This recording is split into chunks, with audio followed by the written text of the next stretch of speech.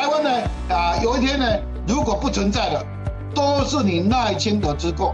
因为你亲自把台湾送上断头台的，怪不得别人。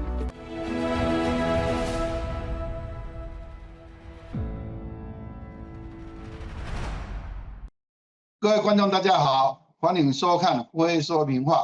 我是谢明辉。这一期呢，我也很高兴再请到我的好朋友港台大白话的主持人呢，陈景正先生来跟我一起探讨现在台湾被炒爆的事情，那就是赖清德的新两国论，抗中不保台，澎湖渔船呢被大陆扣押，而赖清德却毫无作为，台湾人民呢是不是只能自求多福？那么赖清德要你这个领导人干什么？台湾人民会问要你这个领导人干什么？与其呢你毫无作为，不如下台吧。就这个问题呢，我要来跟景胜兄共同来探讨。景胜兄，这个明辉兄自从赖清德这个5月20号这个上台以后不管是这个在岛内这个蓝绿两党在立法机构的恶斗甚至呢最近呢又发生了这个台湾澎湖籍的这个大静号88号这个渔船被大陆这个扣押这个事件这个赖清德最近他那个打的那个抗中这个保台的那个神主牌呢已经不管用了最近呢几则新闻呢这个发生以后赖清德现在呢就没有任何的作为作为一个台湾地区的领导人，他已经现在这个手脚无措无法这个应对尤其是这个澎湖籍的那个渔船被这个大陆海警船这个扣押以后台湾这个这个社会这个非常的震撼这个因为这个情况近大概20年左右没有发生过现在发生了以后呢，这个面临的这个赖清德是一个很大的一个难题，因为他现在呢，这个不管是台湾的这个陆委会也好，这个海基会也好，他们呢就是没有和大陆沟通的一个管道就是两岸之间发生了什么事发生了什么问题没有去协商沟通解决的一个办法，没有管道，所以呢这个事情呢就是只能是毫无作为所以呢有台湾的一些有识人士就呼吁这个台湾的所谓的那个陆委会也好所谓的那个海基会也好，这个两个机构呢应该撤销了你因为放在那里毫无作为嘛，对吧？所以呢这个台湾人现在怎么办呢只能说刚才用明辉兄的讲话，真的是自求多福这个是拜天拜地拜菩萨，所以这个情况这个如何去这个会这个发展下去呢？明辉兄，你这个作为一个台湾这个著名的一个社会活动家你是怎么来观察的谢谢呢。好，对于这个问题呢，我就直接宣判，我判决赖清德死刑，下台吧，也跟你一样，管病一样滚蛋吧。原因是什么呢？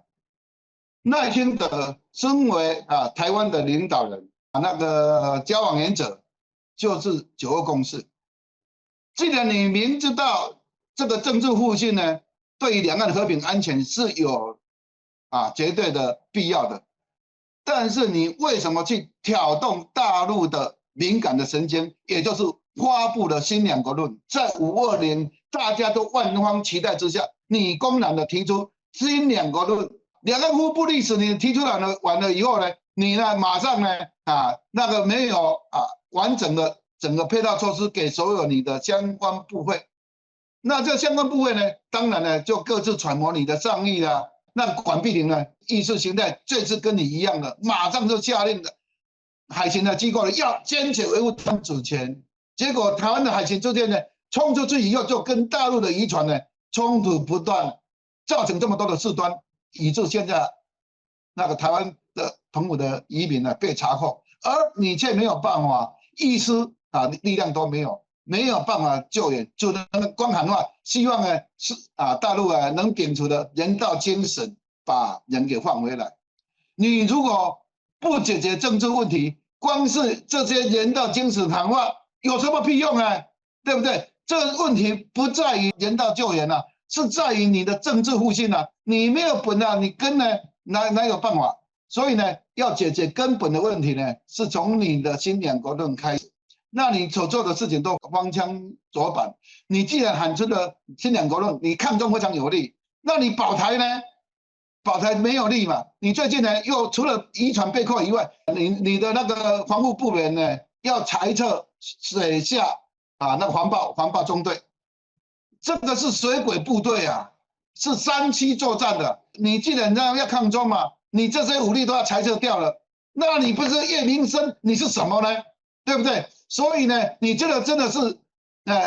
阿斗啊，比阿斗还阿斗的领导人。所以我就直接宣布你那个什么下台吧，一鞠躬嘛，你没有能力，你没有那个什么德望担任台湾的领导人，你置台湾人民死生于不顾，你所以大陆才会发布反台独22条，一切都针对你而来。你对于反台独22条，你自然不自行把台湾人绑进你的战车，说台湾人的90%都是台独人，你把大家都绑成台独人，你问过我谢明辉吗？我谢明辉是台独吗？我愿意被你绑成台独吗？你没有尊重我嘛？好了，你除了没有尊重我以外，你还要把整个旅游业送上断头台。你竟然宣布呢那个旅游警示，禁止呢台湾的旅游部门呢组团到大陆观光旅游。你那个所做的这些缺德的事情，却是要叫台湾人民来替你擦屁股，来当替罪羔羊。你说你是什么领导人啊？你不敢有所承担。你既然勇冠声音，你敢说我是什么新台湾人，那你就要敢你说父死的精神了。你这些那种的行为都不敢做，难道就只敢把这个往外推？渔船被扣事件，你出来讲话吗？你没有讲话嘛？你躲起来嘛？你装死嘛？对不对？你是一个领导人吗？所以呢，你不论是从德望来讲，你不够资格；从能力来讲，你也不够资格。在那个台湾利益面前来讲，你更不够资格。你没有顾及到台湾的利益，你只会把台湾送上断头台。台湾呢，有一天呢，如果不存在了，都是你赖清德之过，因为你亲自把台湾送上断头台的，怪不得别人。所以呢，我们为什么会主张9·2共识？9·2共识，台湾才是台湾的生存之道。两岸有互信，这个互信呢，就是台湾的保命符了、护身符了，你懂吗？赖清德以上呢，赖清德死刑的论述请正兄。这个明辉兄讲了这个慷慨激昂讲得非常好。这个我这个仔细聆听了你一段论述最金句的，我认为呢，就有一句，就是你认为呢，赖清德呢可以改名为赖缺德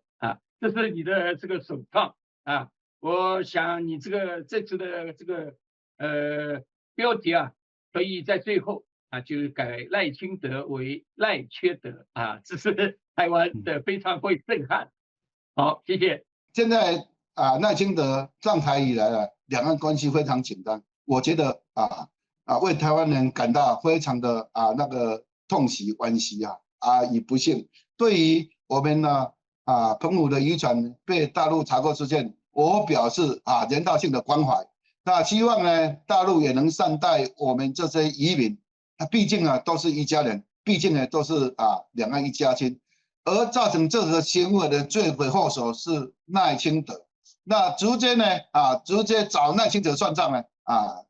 千万不要找我们的渔民算账，也不要找李兴业来算账，因为什么？因为他都是无辜的。那我们呢应该是要启动呢该有的一些行动作为的时候，都要针对赖清德本人，包括经济手段，包括政治手段，包括军事手段呢要针对冤有头债有主不要再针对我们这些无辜的平民或是老百姓。这是以上我的看法感谢大家收看会说明话，欢迎下期再见。好，再见。再见。